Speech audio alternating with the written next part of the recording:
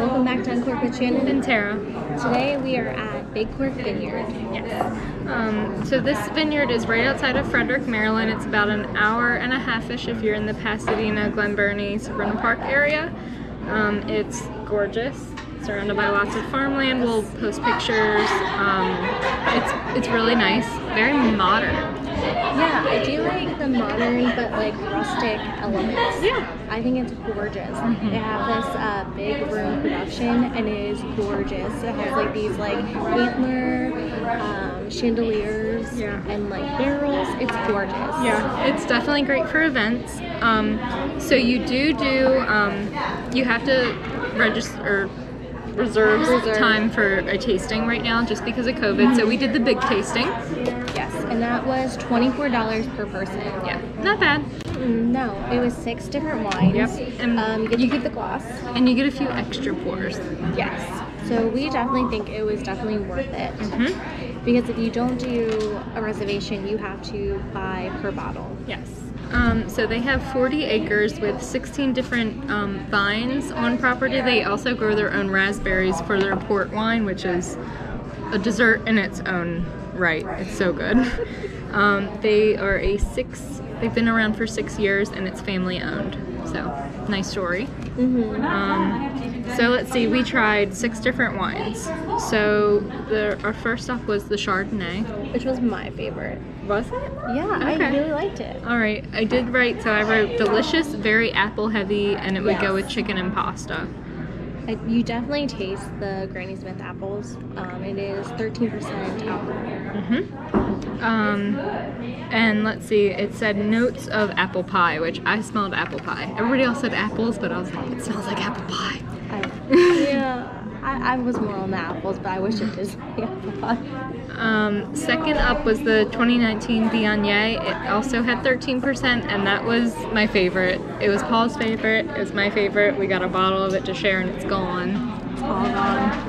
Their branding is super cute. Yeah, I did like the writing. You can tell like the writing. Yeah. I thought that was really cool. Super cute branding. So the Viognier is 2019. It had orange blossom, honeysuckle, clover, and honey. I love anything with orange. It was what I wrote down was ooh, citrusy. Yeah, I definitely think you spot on. It was definitely citrusy. Yeah, it is. It's in my glass right now. I kind of underlined floral notes. Like I think it smelled like floral notes and like melon. Yes, it's very fresh. Yes, very fresh tasting, fresh smelling wine. I loved it. I bought a bottle to take home. Third was Barbara. Light to medium. The person running our tasting said it was like a Pinot Noir.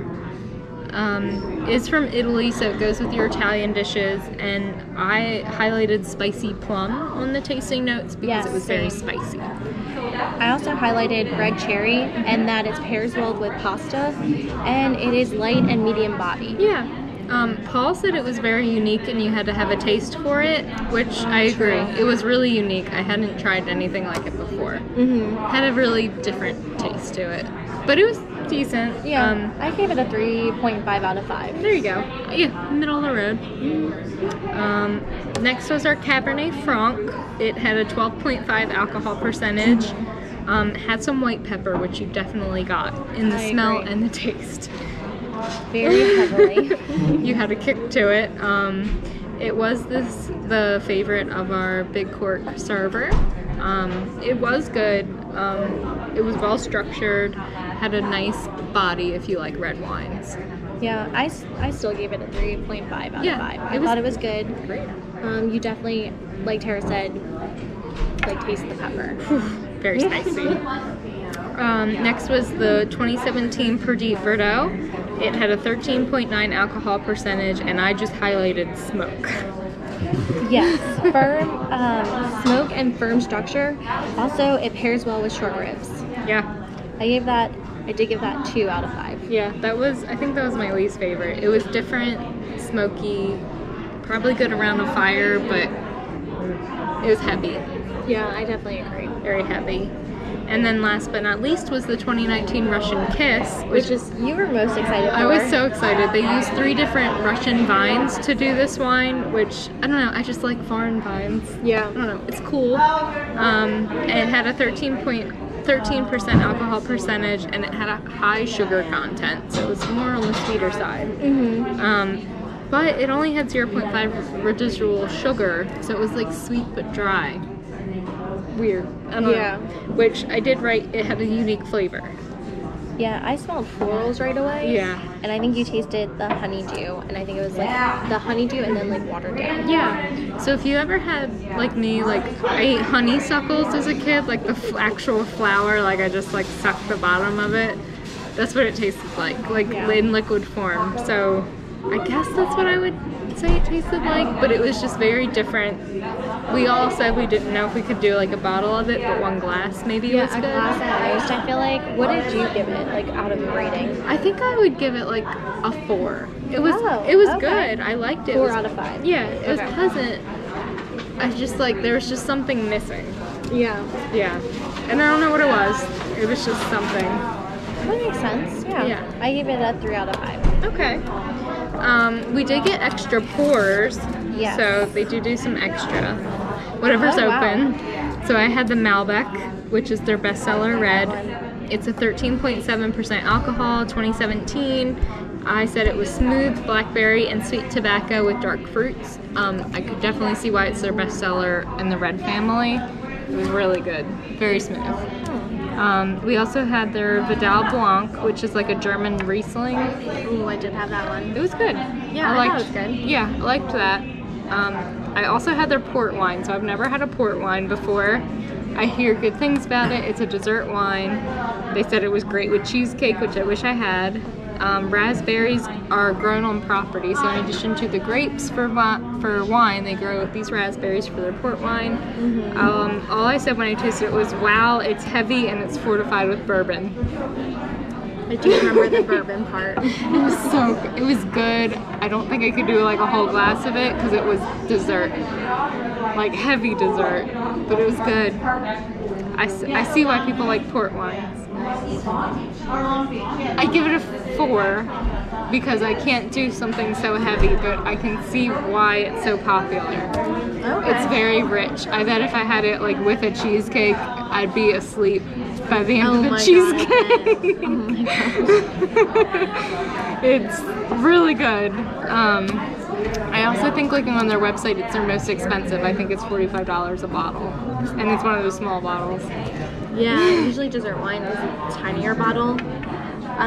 But we did get a couple bottles from each of us. We did also try the bread. The bread is delicious, so if you come here, definitely get the bread. We also got cheese. Do you remember what the cheese is called? White cheddar Gruyere. Gruyere. Thank you, my husband.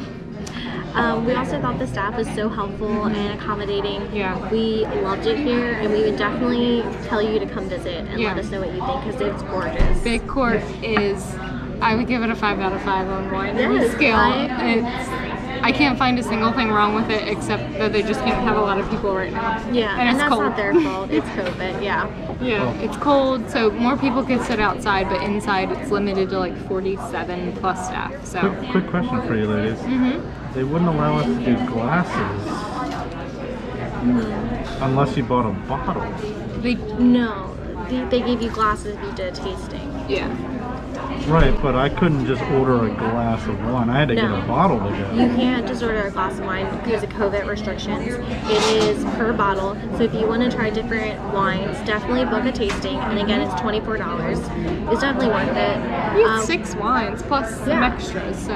Yeah, and then we also, like, Tara bought a bottle for us to share at the table. And we bought cheese and we just shared it. So I think that was a good win for us. It was pretty reasonably priced. Like, I wouldn't. I don't know. I think if you're planning a day out, like if you're doing a day date or whatever, book a tasting, get some bread and some cheese, and you're gonna have a great time.